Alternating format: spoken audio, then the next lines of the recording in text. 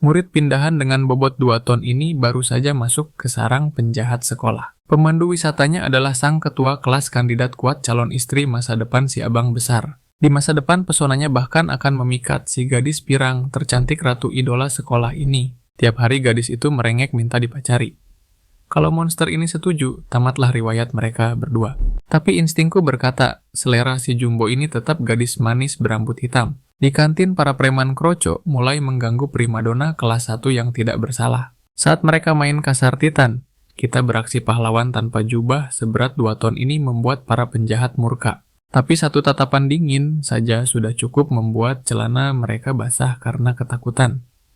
Kedamaian pun kembali. Namun masalah baru muncul, dia memancing perhatian predator puncak di sekolah ini. Karena merusak tatanan sekolah, sebuah tinju hukuman melayang ke wajahnya. Tapi baginya gerakan itu selambat siput. Serangan berikutnya bisa meremukkan tulang, tapi janji suci pada ibunya untuk lulus dengan damai terngiang di kepala. Dia sengaja diam dan menerima hantaman telak di wajah pura-pura sakit, padahal rasanya cuma digigit nyamuk. Gadis itu panik ingin membawanya ke UKS. Tapi jagoan kita bahkan tidak merasakan gatal sedikit pun. Di kelas semua mengejek tubuh besarnya. Dia duduk seperti truk tronton yang parkir sembarangan. Tapi tawa mereka akan segera mati. Saat seorang pengecut mencoba memukul yang lemah dan gagal total, si bodoh itu melampiaskan amarahnya pada orang yang salah. Hari sialnya resmi dimulai detik ini. Raksasa kita berdiri kokoh, tak tergoyahkan bak benteng besi kuno yang melegenda. Bocah itu mengerahkan seluruh tenaga untuk menampar. Tapi serangan balasan datang secepat kilat. Boom! Dalam sepersekian detik dia terhempas menabrak tembok hingga pingsan. Semua mata terbelalak tak percaya. Dan yang paling gila, dia melakukannya sambil tidur, tubuhnya bergerak sendiri karena refleks dewa. Kelas hening seketika, tak ada yang berani bernapas kecuali korban yang sudah melayang ke alam mimpi. Aura ketakutan menyelimuti ruangan memaksa semua orang membatu di tempatnya. Guru yang masuk kebingungan bertanya, kenapa murid-muridnya mendadak jadi patung bisu. Saat pria itu meminta penjelasan, mereka berteriak histeris mengatakan semuanya aman terkendali. Pak Guru syok berat. Para siswa tahu membangunkan singa tidur sama saja dengan cari mati. Tingkah aneh ini membuat sang guru dan ketua kelas makin penasaran setengah mati.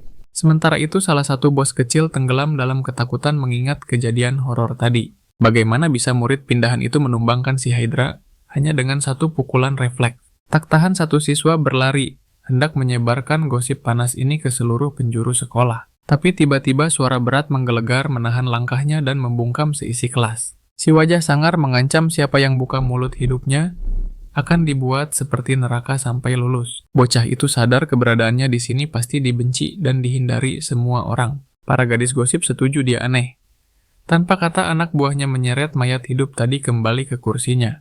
Sang bos mulai meragukan kekuatannya sendiri, membuat anak buahnya ikut was-was. Sepulang sekolah, para petinggi geng berkumpul di markas rahasia mereka yang sunyi. Huang dan Xin masih gemetar, mulut mereka kaku, seolah baru saja lolos dari lubang kubur. Sang ketua mengaku bingung, dia merasa harus menginterogasi monster itu secara langsung. Tepat saat itu si raksasa muncul. Saking kagetnya mulut mereka berbusa seketika melihat kedatangan murid baru yang mengerikan itu. Yung-Hu berteriak agar mereka sadar, tapi otak mereka sudah konslet karena teror yang melanda. Huang Xin langsung kocar-kacir mencari tempat sembunyi, mengira dia akan dimangsa. Tak punya pilihan, bosnya menonjok wajahnya supaya dia tenang, teman-temannya hanya bisa melongo melihat kebodohan ini. Suasana kembali serius.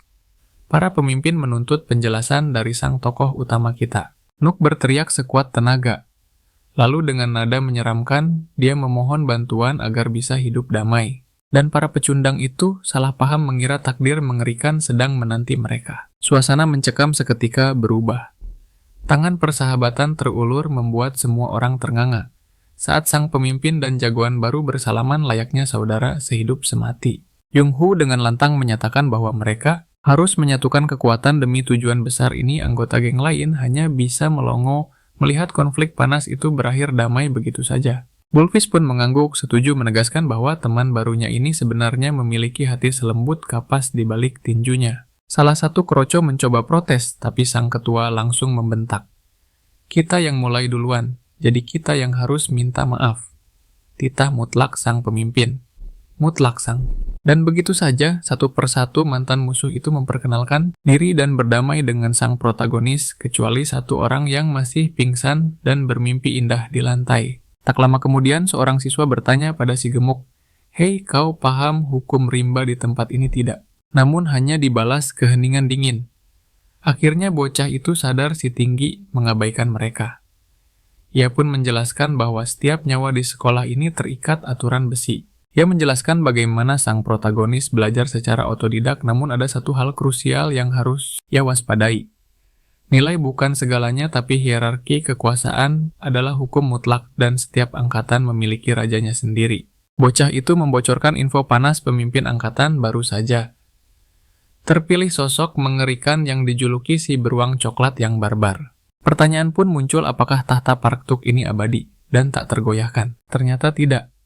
Mahkotanya bisa direbut siapa saja yang mampu mengalahkannya dalam duel jantan 1 lawan 1, meski itu sama saja bunuh diri. Para siswa sadar nasib kehidupan sekolah mereka kini berada di bawah bayang-bayang sang pemimpin tiran. Dan tepat saat ia hendak menjelekkan nama sang raja, mulutnya mendadak terkunci rapat seolah dijahit ketakutan. Si besar bingung, sementara teman barunya gemetar hebat. Parkuk, sang beruang coklat, telah tiba bersama pasukan iblisnya. Saat si barbar membentak alasan keberadaan mereka, Yung-hu dengan santai menjawab, "Mereka punya tujuan yang sama, nyali yang besar." Para kacung beruang coklat langsung tertawa, mengejek apa yang mereka anggap sebagai kebodohan yang sombong. Sang bos menyuruh mereka membelikan roti dan susu, stroberi, tapi Yung-hu menolak mentah-mentah. "Kau sudah terlalu gendut untuk makan itu, Parkuk." Sang pemimpin kelas, yang harga dirinya terinjak-injak, langsung meledak dalam kemarahan. Saat ia berteriak menuntut, siapa yang berani bersikap sombong, suaranya kembali. Terpotong seseorang dengan tenang memintanya bersikap sopan dan berhenti menindas yang lemah. Sang bos besar murka mendengar kesombongan yang sopan ini. Ia menuntut penjelasan, namun hanya dibalas tatapan kosong tanpa suara. Melihat tuannya marah, salah satu kacung melihat peluang emas untuk cari muka dengan menghajar orang ketiga ini. Dengan wajah sok sangar, ia memberitahu Nawak bahwa si bos besar ingin berbicara dengannya lewat kepalan tangan. Tapi karena tak digubris, ia mulai menghina berat badan dan dada bidangnya dengan kata-kata kotor. Tiba-tiba si kacung sadar ini adalah pecundang yang sama yang pernah ia pukul di kantin, tawa meremehkan pun pecah. Ia bersiap memberikan kenangan memalukan ketiga bagi protagonis kita dengan tinju. Ke wajah mengira diamnya adalah tanda ketakutan. Namun kesalahan fatal terjadi saat tangannya lancang menyentuh topi pahlawan kita. Si tenang dengan sopan meminta, "Tolong kembalikan topi itu ke tempat asalnya." Suaranya pelan tapi mencekam. Aura mengerikan memancar dari wajah pahlawan kita hingga si pengganggu gemetar hebat. Dengan tangan gemulai, ia merapikan kembali topi itu dengan sangat hati-hati. Si beruang coklat gagal memproses pemandangan absurd itu. Tepat saat ia hendak mengamuk pada anak buahnya yang menyedihkan, seseorang memanggil sang bos, berputar amarahnya tertahan di tenggorokan. Para preman muda itu mendadak kaku. Dewi-dewi sekolah telah hadir dan salah satunya bertanya tentang anak kelas 1. Si barbar mendadak jadi anak manis. Yang datang adalah Kim So-young, siswi kehormatan dengan kecantikan yang mematikan. Tatapan sang dewi jatuh pada protagonis kita, dan wajah cantiknya berubah jijik melihat penampilannya yang gemuk. Sang siswi kehormatan memanggil beruang coklat karena Park Susi ingin bicara. Mendengar nama senior cantik itu, si besar langsung kegirangan. Tanpa pikir panjang, ia berlari kencang demi menemui pujaan hati meninggalkan harga dirinya. Namun ia berhenti sejenak menoleh pada pasukannya yang kebingungan. Perintah turun habisi para pemberontak itu. Aura canggung seketika berubah menjadi badai kekerasan yang siap meledak. Si kacung yang tadi merasakan aura protagonis mencoba mencegah teman-temannya. "Hentikan tekanan orang ini bukan main-main."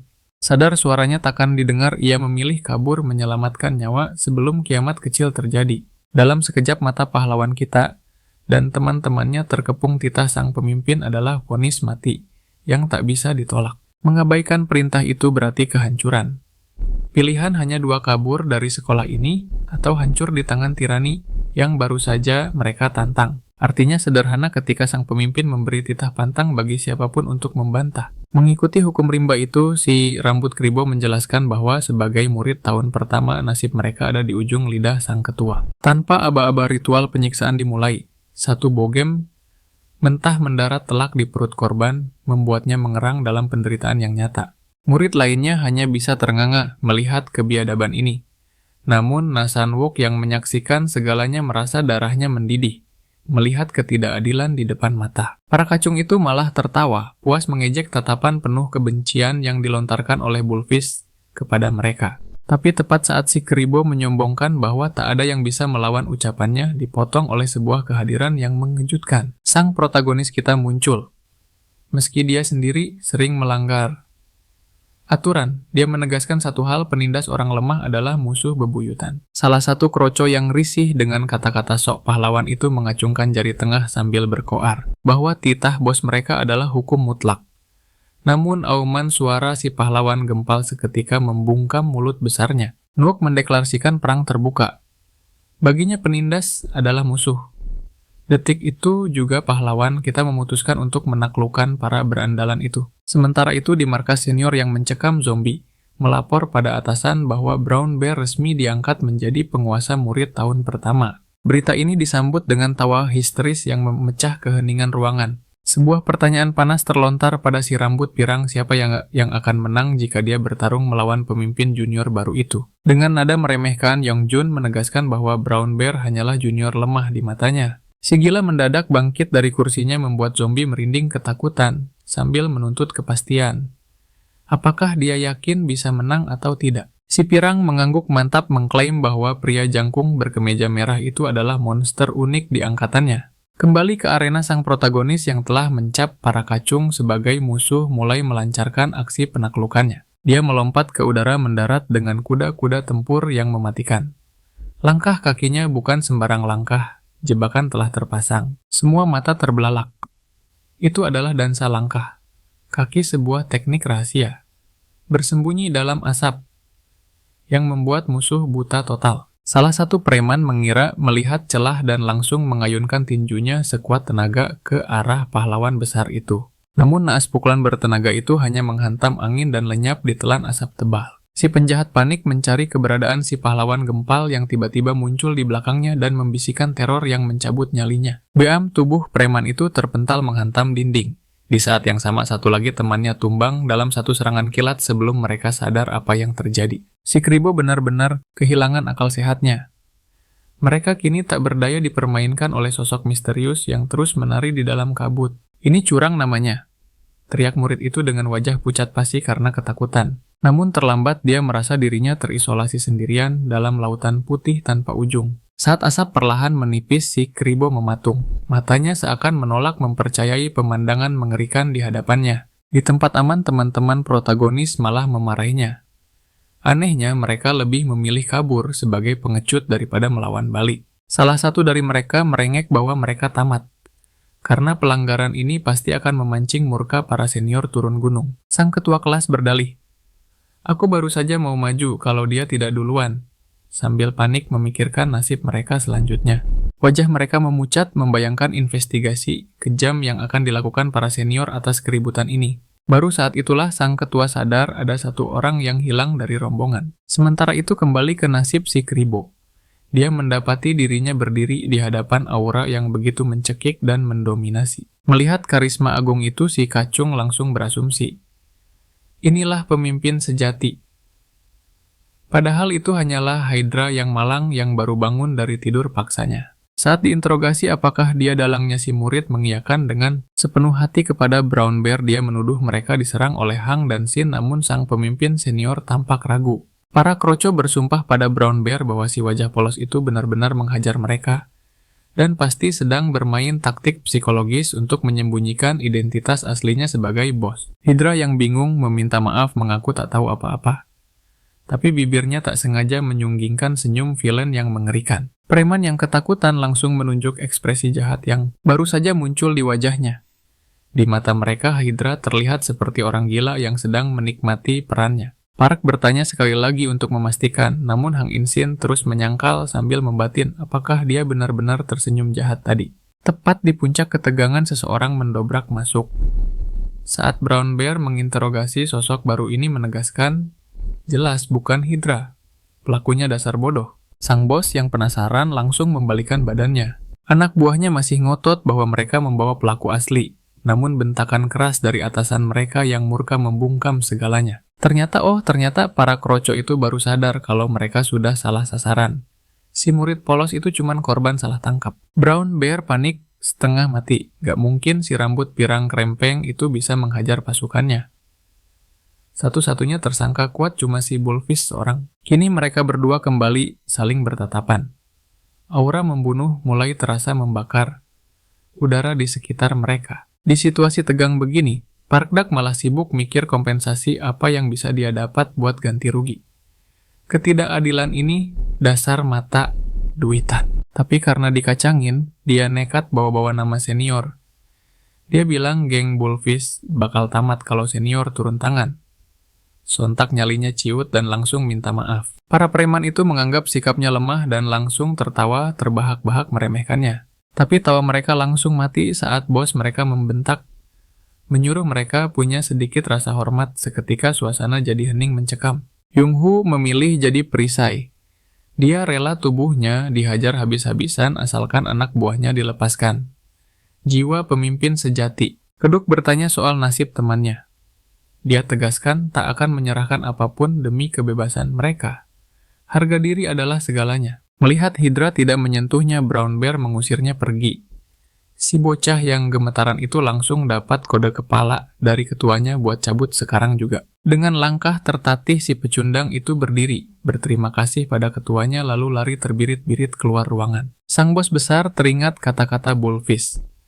Dia perintahkan anak buahnya untuk main-main dulu, jangan langsung keluarkan kekuatan penuh. Melihat para kroco yang haus darah itu sudah bersiap, Yung-hoo cuman bisa pasrah dan mempersiapkan fisiknya untuk neraka yang akan datang. Serangan pertama dimulai. Satu tendangan telak menghantam perut Bullfish. Tubuhnya terpental sebelum akhirnya ambruk menghantam tanah. Belum sempat ambil napas, si berandalan itu kembali menghujamkan tendangan brutal tepat ke ulu hatinya tanpa ampun. Brown Bear melongo. Tak percaya. Anak buahnya menginjak-injak musuhnya.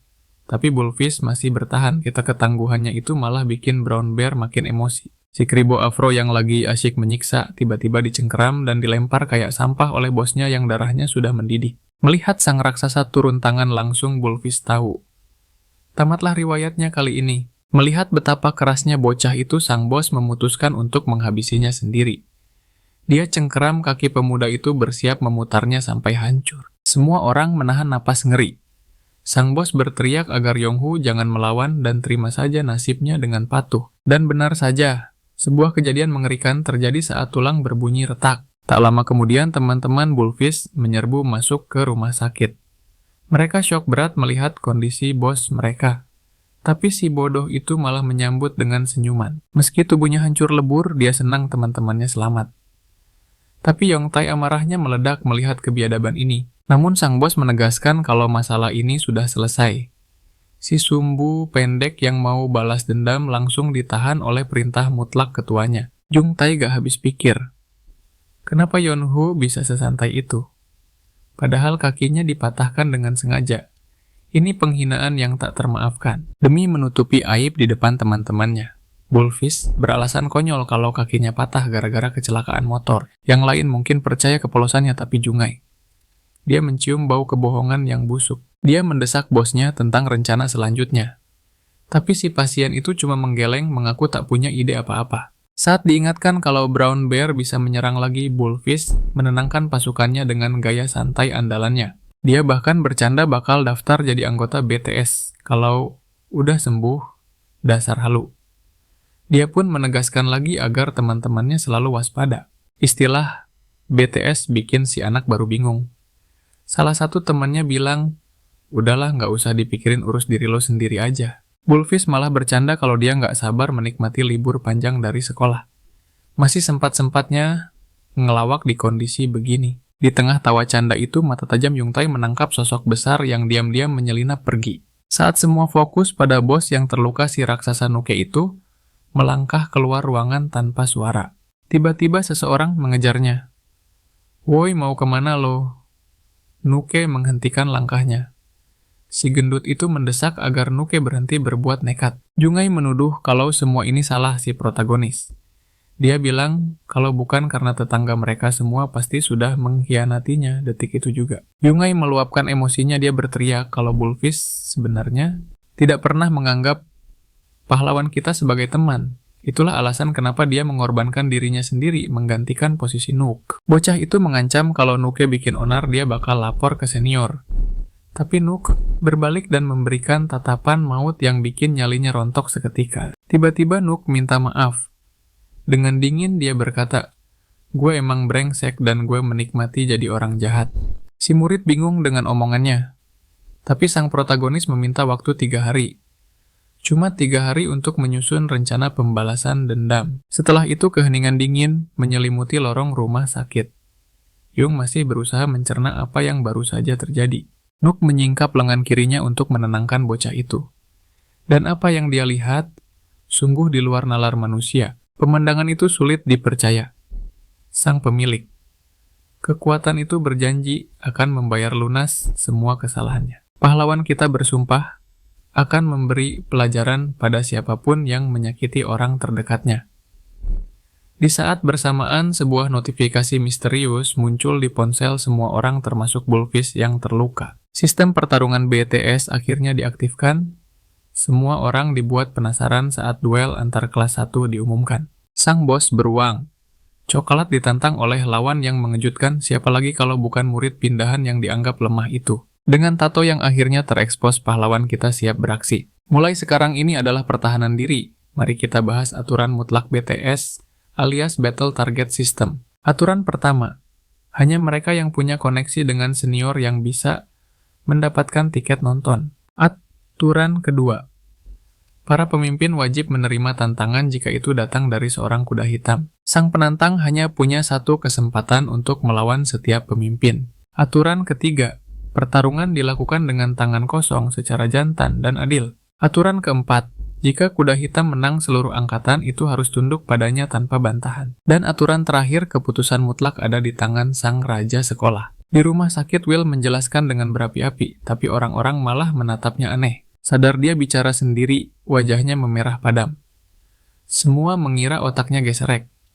Tiba-tiba ponselnya berbunyi. Hydra bertanya posisi sementara Bullfish mulai memikirkan rencana gila ini. Kembali ke arena Nook siap melakukan hal nekat, dua raksasa kini saling bertatapan maut. Semua heran kenapa BTS dimulai secepat ini. Padahal upacara resmi pemimpin tingkat 1 belum digelar. Barulah mereka sadar hanya murid pilihan kelas 3 yang boleh ikut campur dalam BTS ini. Identitas sang protagonis pun jadi misteri. Siapa sebenarnya dia? Meski misterius, tak ada yang berani protes karena stempel persetujuan raja sekolah sudah turun. Tiba-tiba murid kelas 1 tersentak kaget, para senior mengerikan itu telah tiba. Semua murid langsung berdiri tegak memperbaiki postur untuk menyambut kelas 2. Oh Changyo, bos angkatan 98 yang terkuat, tampak kesal dengan keributan ini. Zombie melaporkan kalau sekolah sedang kacau balau, sementara teman-temannya hanya diam membisu. Sushi menatap raksasa itu dan terpesona. Jatuh cinta pada pandangan pertama, gadis itu malah lari terbirit-birit karena malu. Beberapa murid ikut mengejarnya di sepanjang ruangan. Kecantikannya sempat mengalihkan dunia si beruang coklat yang penasaran. Dia berbalik menyapa senior kelas 2. Tapi si murid pindahan malah diam saja tanpa rasa hormat. Para senior pun cuek dan langsung duduk santai. Saat ditanya siapa biang keroknya zombie, menunjuk si murid pindahan yang baru datang kemarin sore. Angkatan 98 mulai tertarik. Anak baru minta duel BTS sehari setelah masuk nyali yang besar. Mendadak tekanan udara di ruangan itu menjadi sangat berat bagi kelas 2. Senior tingkat akhir akan tiba. Semua kelas 2 langsung bangkit berdiri. Beruang dan harimau pun merinding ketakutan. Bahkan bos kelas 2 takjub dengan aura kekuatan senior mereka. Dan akhirnya mereka datang, para penguasa tingkat akhir memasuki arena. Changguk memerintahkan pasukannya berdiri tegak. Salam hormat menggema dengan satu suara yang gagah. Nomor 4 merasa itu terlalu berisik, sedangkan nomor 6 malah bernostalgia soal BTS. Nomor 5 tampak lelah, nomor 3 tetap tenang. Kim Tae berkomentar betapa susahnya menemui Changguk. Pemimpin kelas 2 mencoba sopan, tapi matanya terbelalak ngeri melihat satu sosok di antara mereka. Satu langkah saja dari orang ini, seluruh sekolah terasa berguncang hebat. Aura membunuh ini, dia adalah pemimpin kelas 3 Maukpil, sang raja sekolah. Penguasa sekolah telah tiba.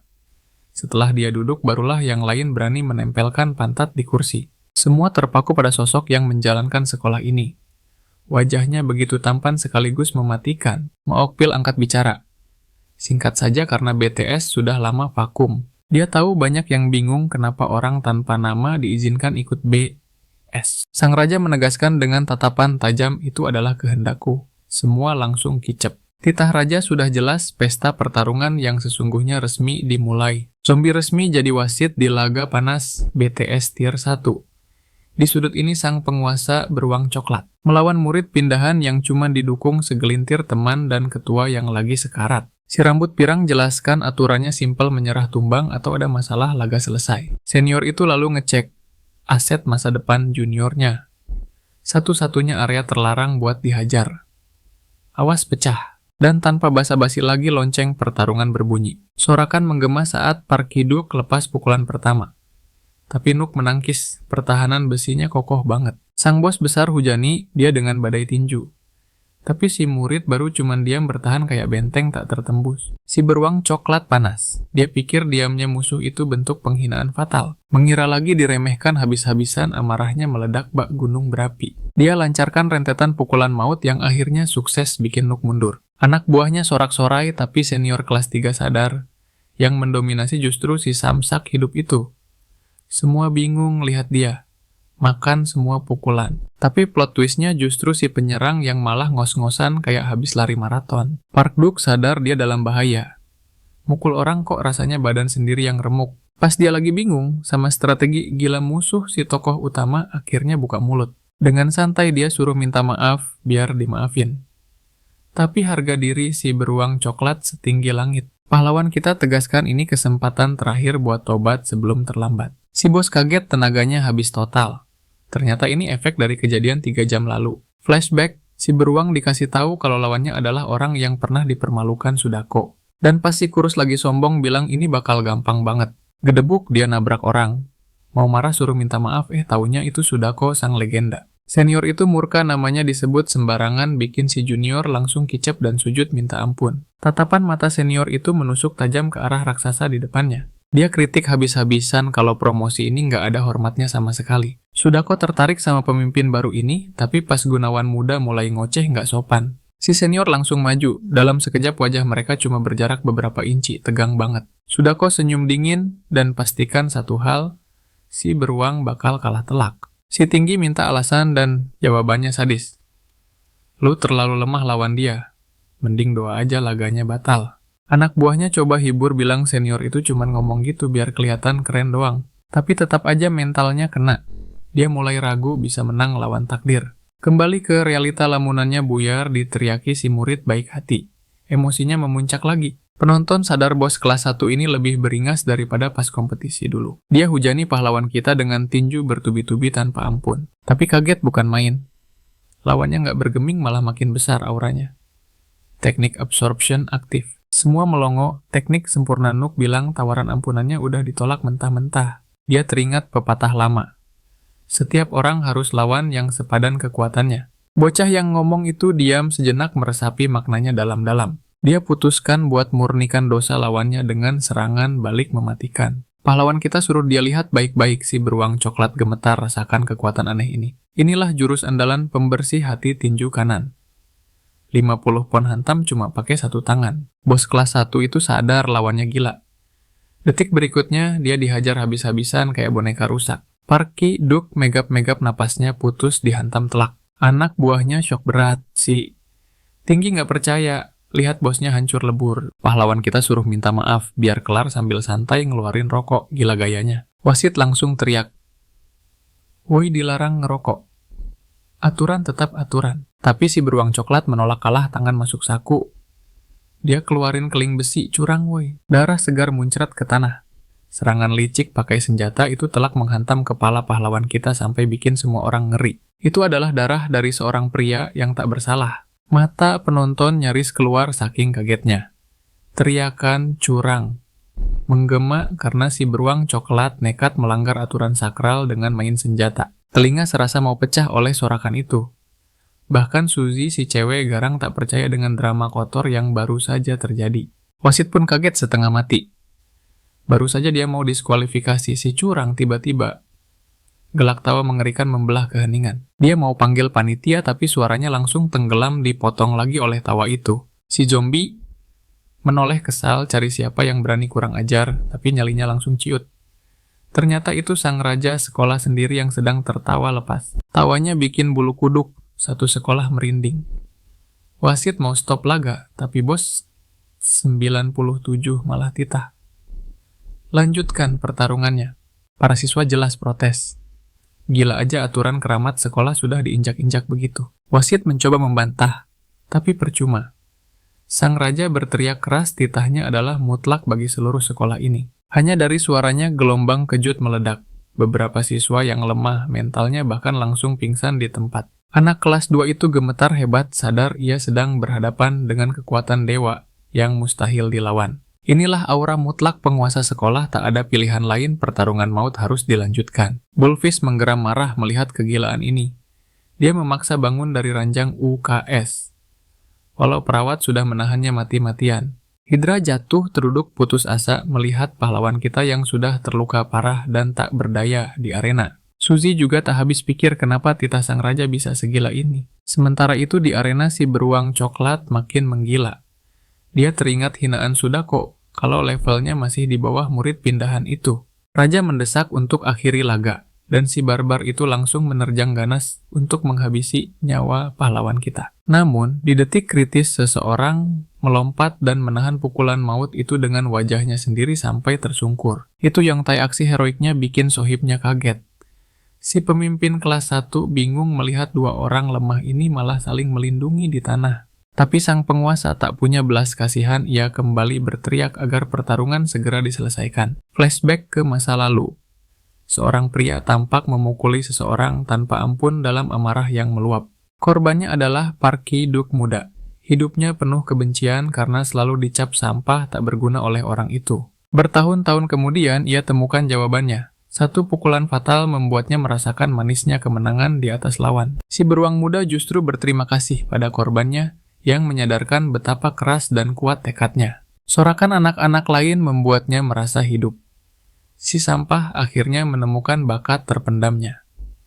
Kekerasan, dan meski setiap pertarungan berakhir dengan musuh terkapar di bawah kakinya. Keduk sadar cinta dan hormat orang lain hanya datang sebanding dengan jumlah kemenangan yang ia raih. Artinya ia harus menang dengan cara apapun. Kekalahan sekecil apapun akan menghancurkan harga dirinya selamanya. Tapi kini, pahlawan kita membuyarkan lamunannya dan menyuruhnya fokus kembali ke pertarungan nyata. Wajah si beruang memucat ngeri. Sang protagonis menegaskan, "Kau tak bisa lari lagi dari dosamu sekarang."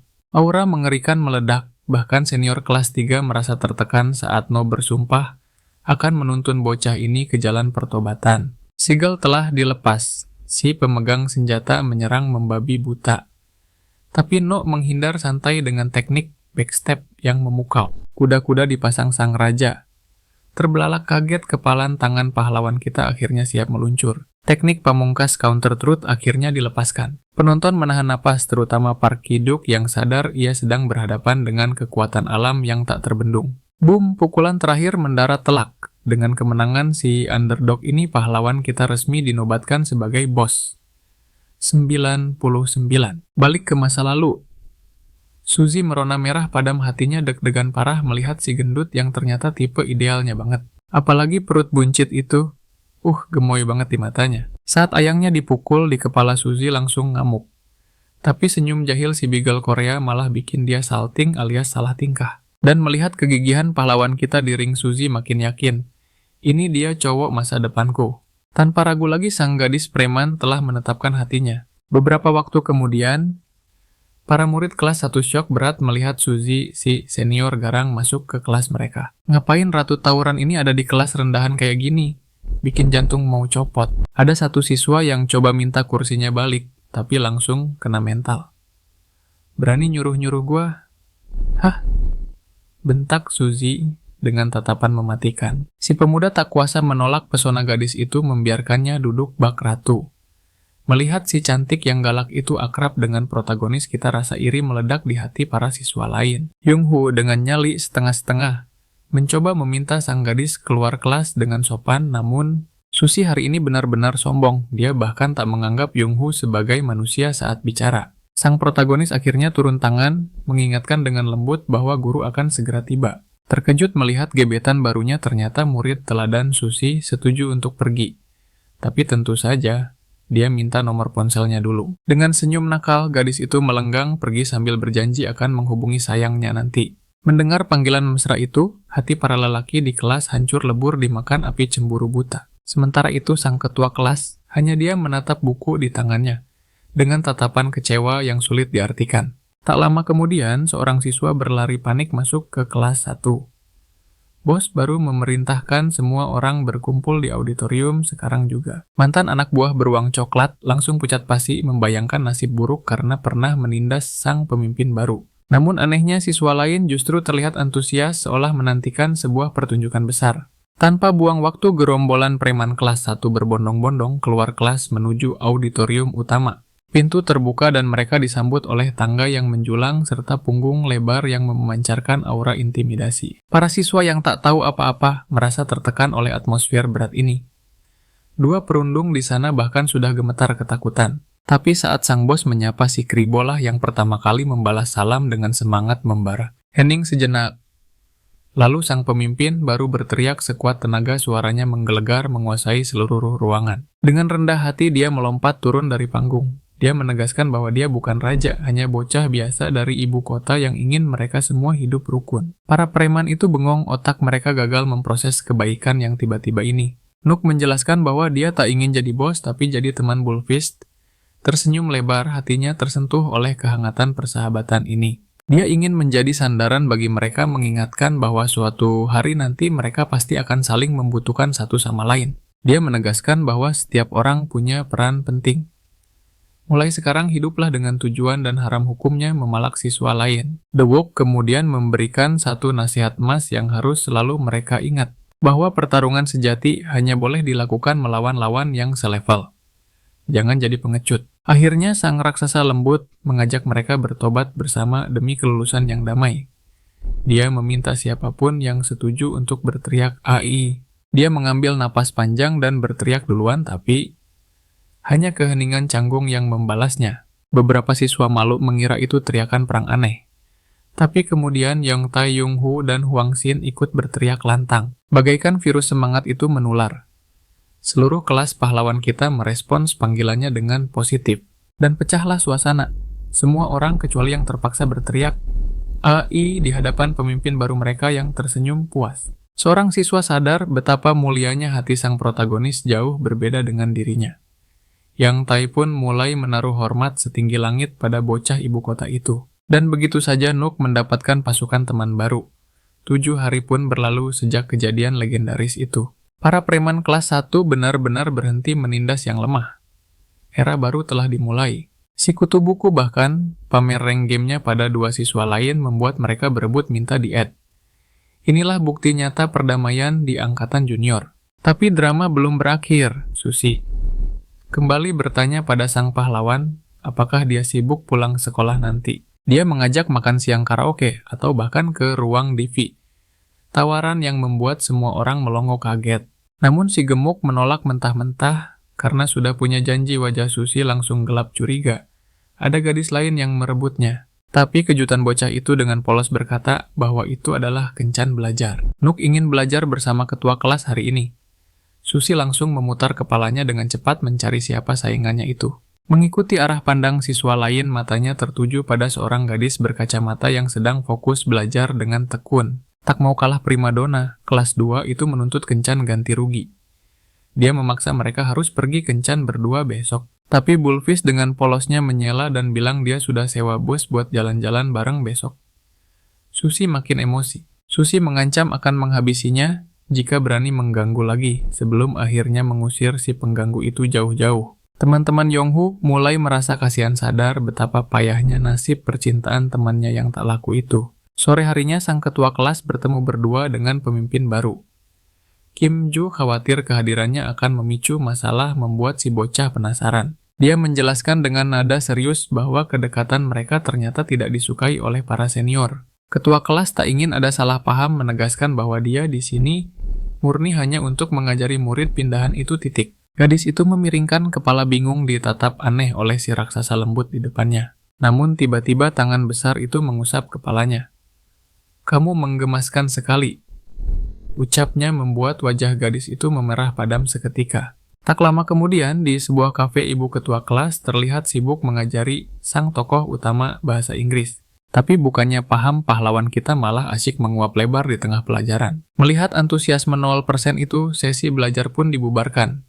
Tanpa banyak bicara, mereka memutuskan untuk pulang. Saat sedang membereskan barang, gadis itu teringat sesuatu yang ada di dalam tasnya. Dengan ragu, ia menyodorkan obat luka khawatir melihat memar-memar sisa pertarungan MCE sebelumnya. Ia berusaha menjelaskan dengan gugup, tapi si cowok malah berkata kalau seniornya sudah memberi obat yang sama. Seketika gadis itu menarik tangannya kembali. Namun melihat kekecewaan di wajahnya, pahlawan kita langsung menempelkan plester itu di keningnya.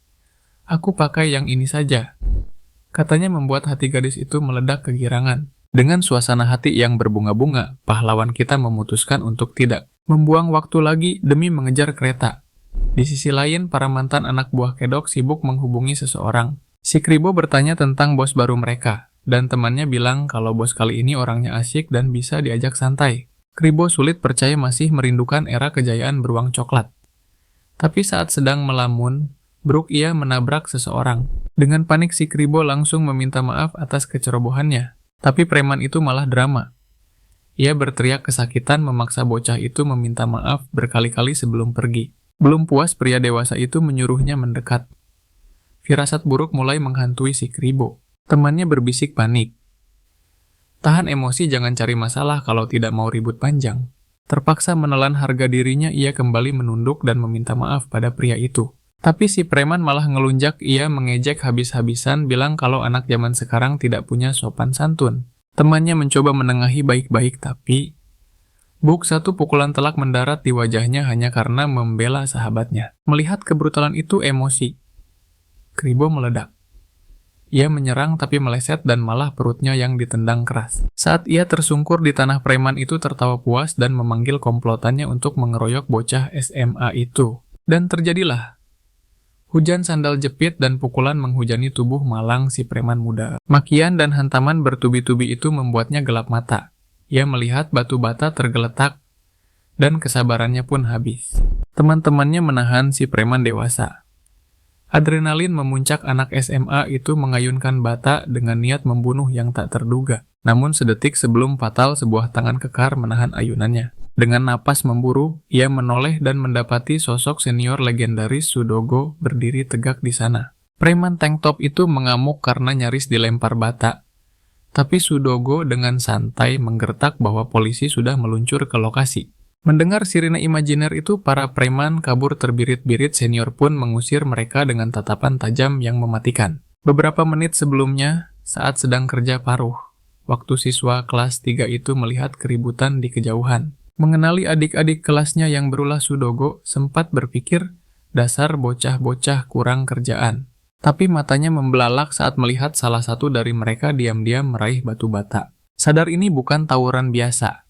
Ia berlari secepat kilat demi mencegah terjadinya pembunuhan di depan matanya. Kembali ke masa kini, para junior membungkuk dalam-dalam berterima kasih pada penyelamat mereka yang rendah hati. Si Kribo mengangkat wajahnya memastikan sosok senior itu masih nyata di hadapannya. Mengira akan dihukum mati, mereka gemetar. Tapi Sudogo hanya berkata, "Jangan hancurkan hidup kalian cuman karena emosi sesaat," membuat mereka terenyuh. Setelah memberi wejangan, bak pahlawan senior kelas 3 itu pun melenggang pergi. "Duh, aku jadi kayak orang tua," gumamnya. Tapi lamunannya buyar saat bosnya menelepon menyuruhnya balik kerja sekarang juga. Hari yang panjang dan melelahkan pun berakhir, para siswa itu memutuskan untuk pulang ke rumah. Malamnya Kribo menyuruh yang lain bersenang-senang sementara ia mencari jejak sang pemimpin. Tiba-tiba ia melihat gadis yang dikepung 3 cowok. Matanya menyipit. Itu sosok yang ia kenal, rasa kesal langsung naik ke ubun-ubun. Padahal sudah sering dibilangin, jangan pacaran dekat rumah. Tapi amarahnya berubah jadi horor saat sadar siapa preman-preman itu. Gadis itu mundur ketakutan memohon agar mereka berhenti mengganggunya. Ditolak mentah-mentah, ego pria itu terluka parah dan ia siap melayangkan kekerasan. Plak, tiba-tiba sosok itu muncul dari kegelapan dan menerima tamparan itu. Si gadis ternganga tak percaya secepat apa pelindungnya datang. Preman itu berbalik dengan kesal. Siapa sih yang berani ganggu? Tapi begitu melihat wajah pengganggunya, dia langsung sadar. Ternyata itu bocah S. Cupu yang baru saja dia hajar habis-habisan. Darahnya mendidih seketika. Dia yakin bocah ingusan ini pasti penguntit gila yang cari mati. Afro menggertak. Kalau polisi sudah dipanggil. Tapi bukannya takut, si preman malah makin murka. Karena merasa diremehkan oleh anak kecil. Tanpa ampun satu tendangan maut menghantam perutnya. Afro ambruk mengerang kesakitan di depan gadis itu yang menatap ngeri. Meski tubuhnya remuk, redam tekad. Afro belum padam. Dia berusaha bangkit dengan sisa tenaganya. Gadis itu menjerit. Histeris melihat kebrutalan yang terjadi di depan matanya. Si preman mulai muak dan mengincar gadis itu. Tapi Afro melompat menjadi tameng hidup mengorbankan tubuhnya lagi. Demi melindungi sang gadis. Kesabaran si preman benar-benar habis melihat kegigihan bocah SMA ini. Kakinya mendarat telak di wajah Afro. Dia diinjak-injak tanpa belas kasihan seperti sampah. Di bawah injakan kaki lawan harga dirinya hancur lebur. Tapi matanya menangkap sesuatu. Sebuah batu. Insting membunuhnya bangkit. Satu hantaman batu ini bisa mengakhiri riwayat si penindas selamanya. Tapi suara senior terngiang di kepalanya. Afro menggertakkan gigi frustrasi karena nuraninya menahan dia berbuat nekat di saat kritis. Tiba-tiba suara peluit membelah udara. Penyelamat datang di detik-detik terakhir. Para preman langsung kabur terbirit-birit. Polisi segera berlari menghampiri Afro yang terkapar tak berdaya. Afro berusaha tegar. Dia meyakinkan polisi kalau dia baik-baik saja berlagak kuat padahal badannya remuk. Gadis itu bengong melihat sopan santunnya Afro yang babak belur. Jadi makin kesal, ditatap dengan rasa kasihan begitu. Dia membuang muka dan menyuruh gadis itu segera pulang sebelum bahaya datang lagi. Tapi tangan gadis itu menahannya. Dia memaksa mentraktir makan sambil memarahi penyelamatnya yang belum makan seharian. Besoknya di sekolah Afro curhat habis-habisan soal nasib sialnya semalam kepada gengnya. Mendadak suasana menegang sang bos besar dan pasukannya sedang berjalan ke arah mereka. Refleks bawahan mereka aktif. Bertiga langsung minggir dan membungkuk hormat memberi jalan. Afro memberanikan diri mengintip. Tapi jantungnya mau copot saat tatapan tajam sang raksasa lembut menembus jiwanya. Kenapa tegang begitu? Tanya bos dengan nada yang tak terduga santainya. Afro Melongo sang protagonis menegaskan kalau sesama teman tidak perlu sungkan begitu. Dia bahkan tahu nama Deoku, matanya menyipit tajam melihat luka-luka di wajah temannya itu. Jatuh dari tangga. Alasan klise Deoku. Hah, bos berteriak tak percaya. Siapa yang lakuin ini? Teriakannya menggelegar memaksa Deoku jujur soal siapa pelakunya. Wajah mereka cuma berjarak 1 senti. Sang pahlawan bertanya serius. Lo udah sikat gigi belum? Napas lo bau naga? Candanya mencairkan suasana. Tapi di belakangnya pasukan tempur sudah siap menuntut balas. Solidaritas, harga mati Nuk ikut murka mengetahui.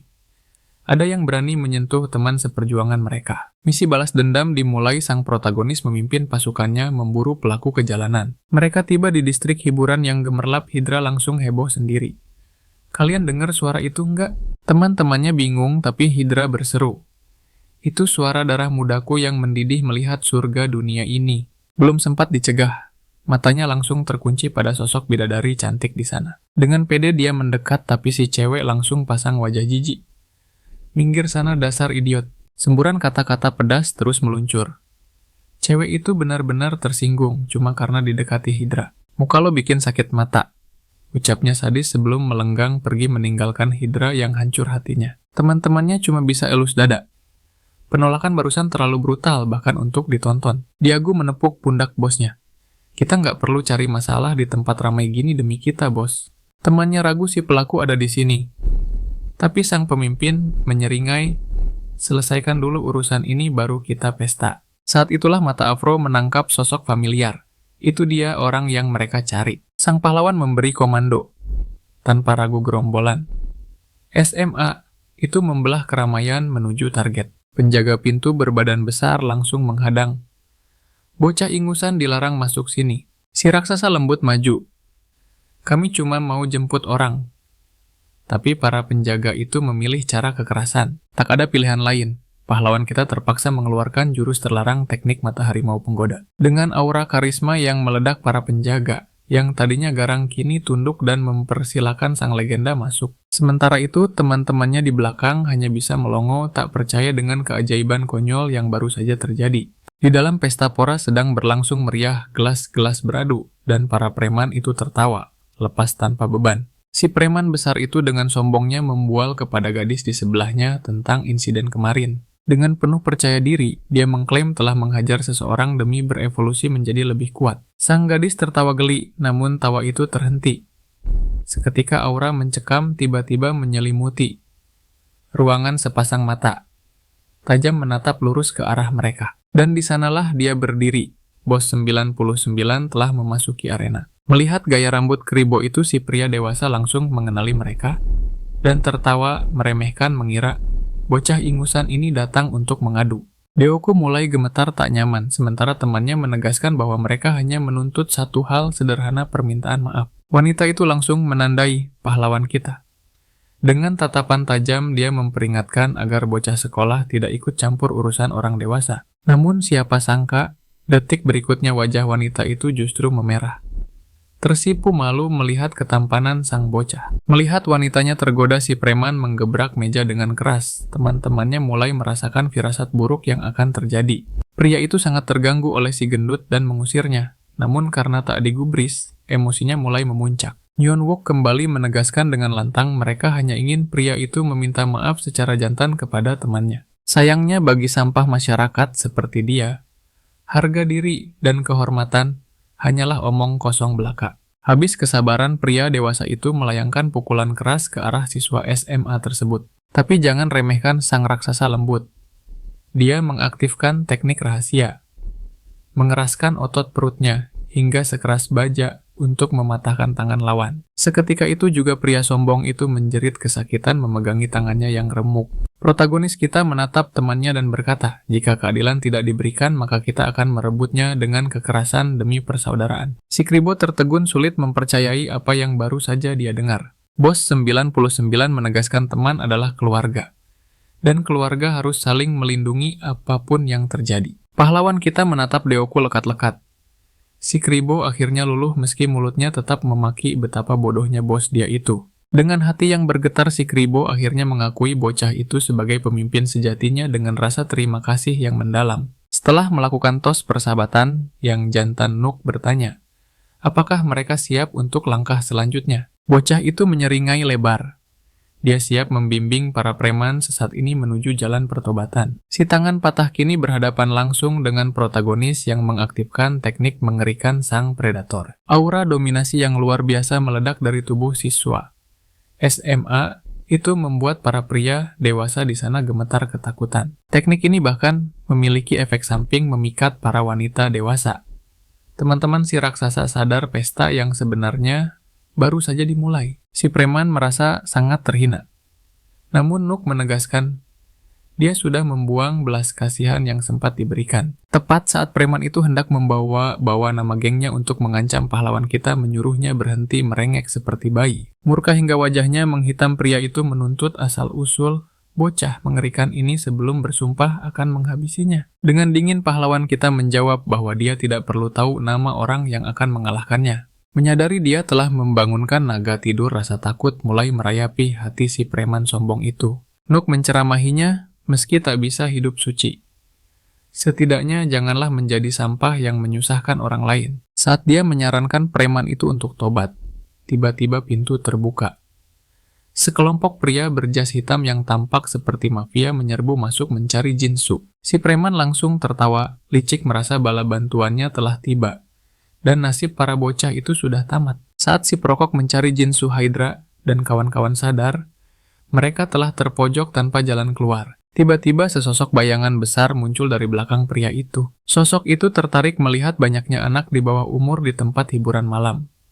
Huang Xin mulai berkeringat dingin merasakan tekanan yang datang. Bahkan Jung Tai dan Jung Hu langsung siaga penuh. Langkah kaki sosok itu akhirnya berhenti tepat di depan mereka. Pria raksasa itu memperkenalkan diri sebagai alumni Guyang Angkatan 94 dan menuntut mereka menyebutkan identitas. Gawat darurat. Mereka sadar sedang berhadapan dengan senior legendaris dari sekolah mereka sendiri. Hierarki senioritas ini mematikan. Saat mereka berdebat, Apakah harus memohon ampun sang senior murka melihat mereka hanya diam membisu? Yungtai dengan terbata-bata mencoba beralasan bahwa mereka hanya sekadar lewat, namun apakah nyawa mereka akan selamat? Tatapan tak percaya terpancar, tak disangka seorang anak muda berani melangkah ke wilayah yang seharusnya hanya dimasuki orang dewasa. Negosiasi hancur total. Sang bos memberi perintah mutlak menyuruh anak buahnya menghabisi para penyusup itu sekarang juga. Para preman menyeringai buas, tak sabar ingin melumat anak-anak yang baru. Sadar kalau mereka dalam bahaya besar, Bullfish menegang. Satu langkah salah bisa tamat riwayat mereka. Ia pun menoleh pada sang protagonis meminta rencana darurat. Sang pemimpin musuh melangkah keluar, matanya menyapu medan perang, menganalisa situasi dalam sekejap mata. Afro bersumpah setia. Apapun keputusannya, ia akan ikut. Teman-temannya pun mengangguk, mantap siap tempur. Semangat Hidro membara hebat. Jungai menatap tajam menanti satu kata perintah dari sang ketua untuk memulai kekacauan. Semua mata tertuju padanya menanti keputusan sang teman yang justru tersenyum tipis penuh percaya diri. Enwook menegaskan bicara itu percuma. Saatnya kekerasan yang bicara, tapi ingat jangan sampai ada yang mati atau rusak parah. Sang pemimpin berteriak lantang, dan seluruh pasukannya menjawab dengan raungan perang yang menggelegar. Aura membunuh para siswa mengguncang mental sang bos murka melihat anak buahnya diintimidasi oleh sekumpulan bocah di bawah umur. Sang pentolan angkatan 94 memberi komando serang. Memaksa pasukannya tersentak, sadar dari rasa takut. Hop dan langsung menerjang bagai banteng gila. Para siswa tak gentar sedikit pun, namun saat tinju pertama hendak melayang, bam, pintu menghantam wajahnya. Pelayan yang masuk ke ruangan itu ternyata adalah sang legenda Suedako. Para junior terbelalak kaget. Tak disangka mereka bertemu senior mereka di situasi yang sangat absurd ini. Melihat para penyusup mengenali si pelayan para preman, langsung mencapnya sebagai komplotan musuh yang harus dihajar. Lagi-lagi sial karena junior 3 penjaga berbadan besar langsung menyerbu sang senior sekaligus. Refleks tingkat dewa. Sang murid tahun ketiga menghindar dengan lincah tanpa perlu mengangkat kepalan tangannya. Sudako bingung kenapa dia diserang, namun satu pukulan nyasar menghantam piring yang ia bawa hingga terpental. Perang makanan berserakan di lantai. Amarah Sudako meledak, ia kembali mengelak serangan lawan dengan dingin. Tapi kali ini ia cengkeram, kerahnya dan dengkul maut menghantam dagu lawannya. Satu tumbang seketika, orang kedua menyerang dari belakang, tapi Sudako menunduk dan mengirim uppercut mematikan tanpa ampun. Pelayan yang murka itu belum puas. Ia hujani lawannya dengan badai tinju yang bertubi-tubi. Preman itu tak berkutik, tubuhnya hancur menerima hukuman fisik yang brutal. Sudako melepaskan tendangan pamungkas, tubuh lawannya terbang menghantam tembok penyerang. Ketiga gemetar ketakutan melihat pemandangan horor itu. Ia baru sadar iblis berseragam sekolah di hadapannya siap mencabik-cabiknya hidup-hidup. Sudako mendaratkan satu bogem mentah yang dahsyat. Kesadaran pria dewasa itu langsung hilang seketika. Saat itulah ia sadar pekerjaannya sudah pasti melayang. Para siswa bertarung mati-matian mendominasi orang dewasa kecuali satu orang. Hidra terkapar tak berdaya di lantai yang dingin menelan kekalahan pahit. Musuh asik menginjak-injaknya dengan sadis sampai tiba-tiba tinju terbang datang dan menghantamnya hingga terjengkang. Jungtai panik memeriksa temannya. Tapi Inen bersikeras, ia baik-baik saja dan melihat sesuatu yang aneh di lantai. Alarm bahaya berbunyi. Teman yang menolongnya justru akan jadi target serangan pengecut dari belakang. Brake. Tubuh besar. Deoko menabrak penyerang itu hingga terpental ke kaki temannya. Ia berteriak, "Jangan lengah, kawan." Jungtai tersenyum lega. Rasa terima kasih membuncah pada sang penyelamat yang datang tepat waktu. Musuh yang jatuh bangkit kembali. Matanya nyalang penuh dendam, bersumpah akan membuat bocah-bocah itu membayar mahal. Di sisi lain, medan tempur dua siswa terpojok kepungan orang dewasa semakin rapat dan mencekik. Bullfish kini saling punggung dengan seniornya. Ia minta penjelasan, tapi Sudako justru mengomel soal keributan di tempat kerjanya. Akhirnya terkuak. Inilah alasan sang senior selalu kelelahan di sekolah. Kerja keras, banting, tulang siang malam. Sudako memarahi sopan santun juniornya. Tapi si bocah balik menyindir seberapa sering seniornya mengeluh seperti orang tua. Mendengar itu sang senior menegaskan bahwa semua orang di angkatan 99 itu sama saja, Bu Age. Ia meninju lawan hingga tersungkur. Di tengah kekacauan, sang protagonis merasakan aura mengerikan mendekat. Sebuah suara memuji kehebatan mereka, seolah tak percaya monster-monster ini hanya siswa sekolah menengah biasa. Darah sang bos bersir panas. Sudah lama ia tak merasakan sensasi hasrat untuk menghancurkan mental seseorang dengan tangannya sendiri. Kini dua pemimpin saling berhadapan. Raja jalanan melawan raja sekolah dalam duel tak terelakkan. Yung Tai Yonghu dan seluruh pasukan menahan napas, mata mereka terpaku pada dua raksasa yang saling melempar tatapan maut penuh kebencian. Senior itu tidak basa-basi. Dalam sekejap mata, sebuah tinju maut sudah mengincar wajah si junior di balik topinya. Namun serangan itu meleset pahlawan kita tetap santai menari menghindari badai pukulan meski pipinya sedikit tergores. Tapi akhirnya satu hantaman keras berhasil mendarat memukul mundur tubuh kekar itu. Anehnya ekspresi sang protagonis masih datar sedingin es. Lawannya justru bingung, setengah mati melihat betapa licinnya bocah ini. Hal ini justru membakar semangat bertarung sang senior. Berhenti main-main, teriaknya. Saat pemberat tubuh dilepas, anak buahnya sadar hari ini akan berakhir dengan tumpahan darah. Saat pemberat jatuh, pahlawan kita justru penasaran dengan berat 1 kilogram itu. Pria itu merasa terhina, mengira lawannya sedang meremehkannya sebagai orang bodoh. Dia tahu betul si bocah topi ini belum mengerahkan seluruh kekuatannya. Sikapmu akan berubah sekarang, ancamnya sambil menerjang maju dengan tinju yang mengerikan. Bam Bos 99 terpental menghantam tembok membuat temannya panik bukan main. Pahlawan kita terkapar, tapi musuhnya tahu serangan itu meleset. Bangun, jangan pura-pura mati. Serunya kagum dengan insting bocah itu. Noah pun bangkit dengan santai sambil membenarkan letak topinya. Saatnya perkenalan resmi. Pria dewasa itu mengaku sebagai lulusan angkatan 94 Lee Man-ho. Semua orang gempar. Dia adalah legenda dari angkatan keramat itu. Pahlawan kita pun membalas perkenalan dengan rendah hati. Lee Man-ho heran bagaimana mungkin ada raksasa sekuat ini yang namanya asing. Dia pasti bukan orang sini. Fakta ini membuat darah petarungnya makin mendidih. Dia menantang lawannya mendekat. Sean Wok pun menganalisis level kekuatan musuh dari serangannya tadi. Memutuskan untuk serius, dia memangkas jarak dalam sekejap. Kau sebut ini cara yang benar? Tanyanya. Lee Man-ho terbelalak melihat teknik yang familiar itu. Teknik yang memaksanya latihan neraka dengan pemberat. Ia mengira mereka setara tapi sadar si bocah jauh lebih cepat. Dan tanpa ampun, buak pria dewasa itu dihantam bocah ingusan hingga menembus tembok. Retakannya membuat anak buahnya merinding ketakutan. Meski sadar situasinya gawat, pria itu malah tersenyum menyeringai. Dia kagum. Hanya 1 pukulan. Apakah bocah ini mengira dia kakek-kakek rapuh? Tapi si raksasa lembut menegaskan haram hukumnya memukul lawan yang sudah jatuh. Kau punya kehormatan, nak. Tapi itu akan jadi kelemahanmu. Lee Man-ho bangkit dan melesatkan tinju kilat. Sang protagonis menghindar dengan tenang, namun seret wajahnya tergores luka. Puas melihat darah pria itu mengubah sudut serangannya dan mengulang teknik yang sama. Serangan ketiga, meski menghindar 2 goresan baru menghiasi wajah pahlawan kita. Dia terus menghindar tanpa membalas.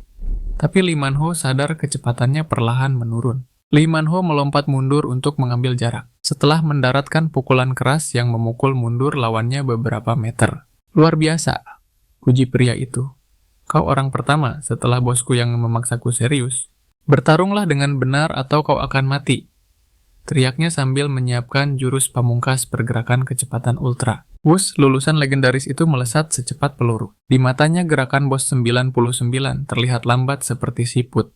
Yakin akan menang, tiba-tiba sebuah kepalan tangan sudah ada di depan matanya. Karena kau protagonis, kita menghantam wajahnya dengan teknik balasan cepat. Mustahil pria dewasa diterbangkan oleh remaja ke tembok. Anak buahnya histeris melihat kakak besar mereka tumbang. Lee Man-ho teringat cerita senior di Soul Crew tentang kekalahan mereka melawan Phantom Crew di ibu kota. 2 monster yang namanya mengguncang seluruh Korea Selatan. 2 legenda yang melibas segalanya tanpa ada yang tahu siapa mereka sebenarnya. Namun kakak besar yang ada di sana mendeskripsikan yang pertama. Pria dengan rahang baja dan tawa, seperti mesin, serta rekannya yang bertato di lengan kiri, dengan perut sekeras besi. Lee Man-ho terbelalak, matanya langsung mengenali teknik itu sebagai serangan balik tingkat tinggi. Detik itu juga dia sadar sosok di depannya ini persis dengan deskripsi sang legenda Big Brother yang ditakuti. Mengetahui dia sedang berhadapan dengan monster sungguhan, keringat dingin langsung bercucuran deras karena ngeri. Sementara itu anak buahnya yang sudah murka hendak menyerang, tapi Lee Man-ho berteriak panik menyuruh mereka berhenti. Dengan harga diri yang hancur, sang senior mengakui bahwa kemenangan mutlak milik bocah-bocah itu. Tiba-tiba tawa membahana memecah ketegangan Lee Man-ho. Terbahak-bahak sampai perutnya sakit melihat situasi ini. Semua orang bengong, kebingungan, ternyata keributan ini hanyalah kesalahpahaman konyol semata. Tatapan Lee Man-ho menajam ke arah si preman, menegaskan dia tak sudi membantu kalau tahu dia biang keroknya. Si preman gemetar ketakutan.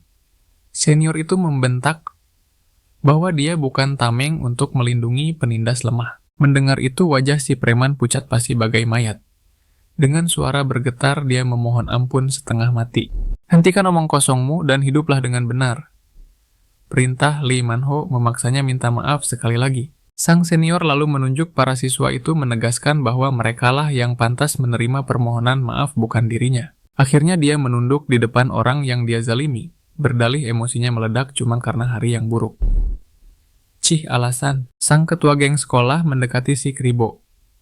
Masalah ini menyangkut dirimu kau yang pegang palu hakimnya. Deoku berpikir sejenak lalu dengan jiwa besar menerima maaf itu asal si brengsek ini berhenti bikin onar di wilayahnya. Begitu si preman mengangguk setuju pada syarat itu, Seon-wook langsung menunjuk pintu keluar dengan dingin.